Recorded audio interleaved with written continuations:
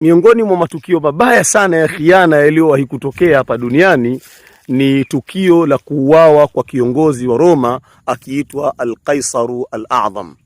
Kwa namna ambayo walikubaliana mawaziri wake wote na viongozi wa serikali ya nchi yake wote walikubaliana kumfanyia khiana na kumuua katikati ya kikao ambacho yeye ndo alikipanga ili wamalize kesi yake na kiongozi awe mtu mwingine. Walipoingia kwenye kikao kile, wote wakachomoa visu vyao, fanqaddu alayhi bitta'anat, wakamrukia wote kwa pamoja, wakaanza kumchoma. Wengine wanamchoma mgongoni na wengine wanamchoma tumboni, na kila mtu anachoma katika sehemu yake.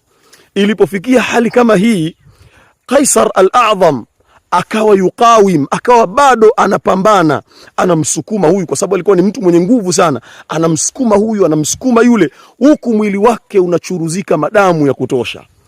Lakini ghafla akumuona rafiki yake al-Muqarrab, rafiki yake wa karibu sana, rafiki yake kipenzi sana, akamuona, anaitwa Marcus Brutus. Alipomuona rafiki yake akapata matarajio, macho yake yakang'aa kuona msaada umekuja. Akaanza kumsogelea rafiki yake taratibu taratibu, huku akimnyooshea mkono. Akaweka mkono wake katika bega, ikiwa mwili wake mzima umetapakaa damu.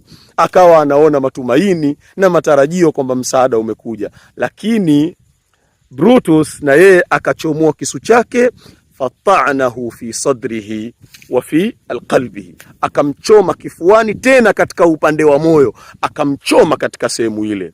Hapa Al-Qaisaru Al-A'zam akasema maneno yake mashuhuri sana, maneno yake maarufu sana yanayojulikana katika swala la khiana. Akasema, wa anta ya Brutus, hata wewe Brutus unanifanyia mimi hivi, hata wewe.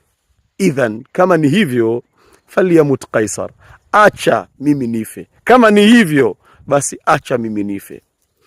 Rabatul istiqaf, jambo la kujifunza kwenye sehemu hii ni kwamba an yata'anaka ahadun fi dhahrik, ikitokea mtu akakuchoma katika mgongo wako, akakuchoma kwa nguvu, hadha yu'lim, ili linauma sana, ni jambo linauma kweli kweli, linaumiza. Amma antaltafita, amma ukigeuka ukamkuta mtu aliyekuchoma ni min aqrabin nasi ilaika, ni mtu wa karibu kuliko watu wote kwako wewe, ni mtu wa karibu sana, hii inaua. Hii ni sababu ya kufa kabisa, nguvu zinaisha na unakata tamaa na unakufa kabisa. Al-Qaisar kilichomuua sio vile visu walivyokuwa watu wanamchoma, hapana.